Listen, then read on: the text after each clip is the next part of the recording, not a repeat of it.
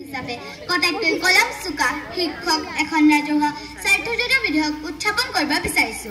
উক্ত বিধেয়কখন হ'ল কটাইতকৈ কলম চোকা। মই আশা ৰাখিম জনগণৰ আশা আকাংক্ষাৰ প্ৰতি লক্ষ্য ৰাখি সদস্যসকলে পূৰ্ণ সমৰ্থন আগবঢ়াব।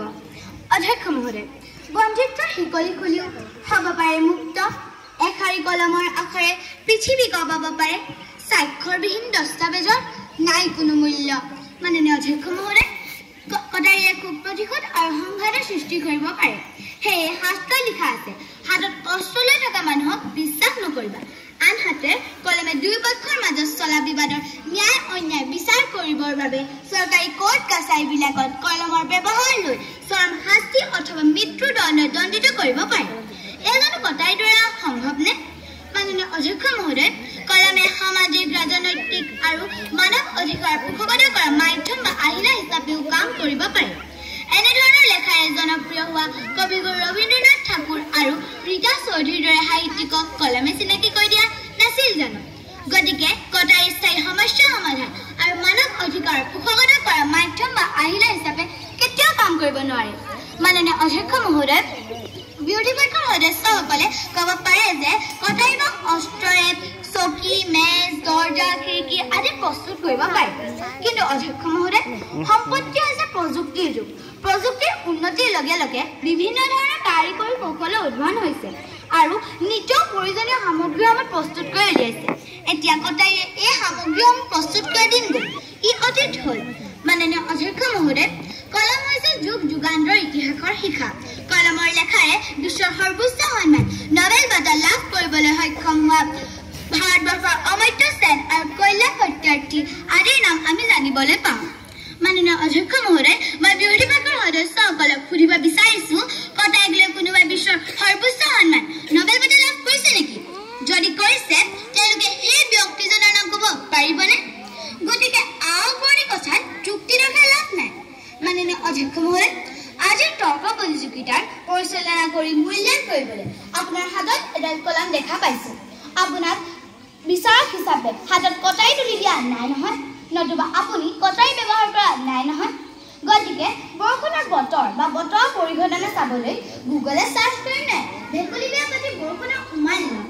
শেষত মহামান্য সদনক সন্মান জনাই মই পুনৰবাৰ ক'ব খোজো যে কটাৰীতকৈ কলম চোকা চোকা চোকা। ধন্যবাদ।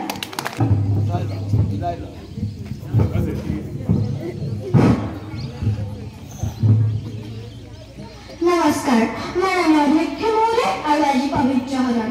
আজিৰ পবিত্ৰ সদনৰ পৰ্যায়ত যেতিয়া কটাৰীতকৈ কলমৰ শ্ৰেষ্ঠতাৰ কথা উত্থাপন কৰা হ'ল, তেতিয়া মই উৎসাহিত হৈ আজি সদনৰ মজিয়ালৈ আহি চালো কোন সকলোকে বিধেয়কখনৰ সপক্ষে থিয় হৈছে।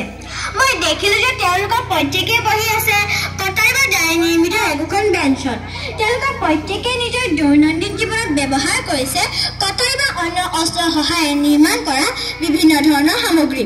গতিকে মাননীয় অধ্যক্ষ মহোদয়, মই এনেধৰণৰ সুবিধাসমূহ গ্ৰহণ কৰাৰ পাছতো যদি কওঁ যে কটাৰীতকৈ কলমহে শ্ৰেষ্ঠ, তেন্তে মই আজি সদনৰ সন্মানীয় সদস্য নহয়, মই আজি সমাজত খাই পাত ফলা এচামৰ প্ৰতিনিধি মাত্ৰ। মাননীয় অধ্যক্ষ মহোদয়, কটাৰীয়ে আমি কাৰোবাক ঘূণীয়া কৰিব পাৰোঁ, অস্ত্ৰৰ দ্বাৰা আমি হিংসুক হ'ব পাৰোঁ, কিন্তু সেইবুলি আমি কটাৰী বা অস্ত্ৰৰ ওপৰত দোষ জাপি দিলেই নহ'ব। কাৰণ আপোনাৰ হাতত থকা দাখনে আপুনি এজন নিৰ্দোষীক হত্যা কৰিবনে, নে আপোনাৰ বাৰীৰ পাছফালে থকা কাঠ বা বাঁহৰ টুকুৰা এটা কাটি সমাজৰ মাজলৈ এটা নতুন শিল্প উলিয়াই দিব, সেইটো নিৰ্ভৰ কৰিব আপোনাৰ মানসিকতাৰ ওপৰত।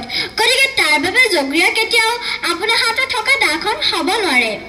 মাননীয় অধ্যক্ষ মহোদয়, যি সময়ত অস্ত্ৰ শস্ত্ৰ বন্দুক বাৰুদে সুসজ্জিত আমাৰ ভাৰতীয় সৈন্যই সীমাত থাকি দিনে নিশা আমাক বিদেশী শত্ৰুৰ আক্ৰমণৰ পৰা সুৰক্ষা দি থাকে, তেনে প্ৰেক্ষাপটত কিন্তু আনুষ্ঠানিক শিক্ষাৰে শিক্ষিত জনতাৰ এচাম প্ৰতিনিধিয়ে আভ্যন্তৰীণ সমাজখনত দুৰ্নীতি ভ্ৰষ্টাচাৰ আদিৰ পৰা সুৰক্ষা দি থকাৰ ক্ষেত্ৰত বহু সময় বিফল হোৱা দেখা গৈছে। গতিকে মাননীয় অধ্যক্ষ মহোদয়, যি অস্ত্ৰ শিক্ষাৰ বলত সূতপুত্ৰ কৰ ধৰণৰ বিশাল ভাৰতবৰ্ষত অংগাধিপতি হ'ব পাৰিলে যে অস্ত্ৰবিদ্যাৰ বাবে একলব্যৰ দৰে বীৰে সোঁহাতৰ বুঢ়া আঙুলি পৰ্যন্ত কাটি গুৰুদক্ষিণা দিবলৈ কুণ্ঠাবোধ নকৰিলে সেই অস্ত্ৰ শিক্ষাৰ কলমতকৈ শ্ৰেষ্ঠ বুলি কোৱাৰ যুক্তি কি আজি এই প্ৰেক্ষাপথত সেই চৰকাৰ পক্ষৰ সন্মানীয় সদস্যসকলক স্পষ্ট কৰিবলৈ অনুৰোধ জনালোঁ। গতিকে মাননীয় অধ্যক্ষ মহোদয়, কলমে যদি কটাইতকৈ শ্ৰেষ্ঠ হ'লহেঁতেন, পুথিগত শিক্ষা যদি অস্ত্ৰতকৈ শ্ৰেষ্ঠ হ'লহেঁতেন, তেন্তে আজি ভাৰতীয় পুথিগত শিক্ষাৰ সমান্তৰালভাৱে যদি অস্ত্ৰ চলোৱা শিক্ষা প্ৰদান কৰা হয়, তেতিয়াহে আজি নাৰী সুৰক্ষিত হ'ব বুলি মোৰ বোধ শক্তিয়ে কয়। গতিকে মাননীয় অধ্যক্ষ মহোদয়, ভাৰতবৰ্ষৰ সুদীৰ্ঘ 200 বছৰীয়া ব্ৰিটিছ শাসনৰ অন্ত কেৱল অহিংসা আন্দোলনৰ বাবে পৰা নাছিল, তাত নিহিত আছিল ৰাণী লক্ষ্মীবাইৰ শত্ৰুৰ ওপৰত চলা অস্ত্ৰ চালনা, নেতাজী সুভাষ চন্দ্ৰ বসুৰ সশস্ত্ৰ বিপ্লৱেৰে শত্ৰুক হিংসুকভাৱে নিষেধ কৰাৰ মনোভাৱ। গতিকে মাননীয় অধ্যক্ষ মহোদয়, ইতিহাসে যাৰ শক্তিৰ পৰিমাণ প্ৰমাণ দি যোৱাৰ পাছতো আজি পবিত্ৰ সদনত এনে এটা বিষয় আলোচনা কৰিব লগা হোৱাটো পবিত্ৰ সদনৰ মূল্যৱান সময় নষ্ট কৰাৰ বাহিৰে আৰু একো ফলাফল পোৱা বুলি মোৰ বোধ শক্তিয়ে নকয়। গতিকে মাননীয় অধ্যক্ষ মহোদয়, চৰকাৰ পক্ষৰ সন্মানীয় সদস্যসকলে উত্থাপন কৰা অযুক্তিকৰ বিধেয়কখন সদনৰ মৰ্যাদাৰ পৰা বাতিল কৰি আজি পবিত্ৰ সদনৰ মৰ্যাদা বাহাল ৰাখিবলৈ অনুৰোধ জনালোঁ। ধন্যবাদ মাননীয় অধ্যক্ষ মহোদয়, ধন্যবাদ আজি পবিত্ৰ সদন, ধন্যবাদ।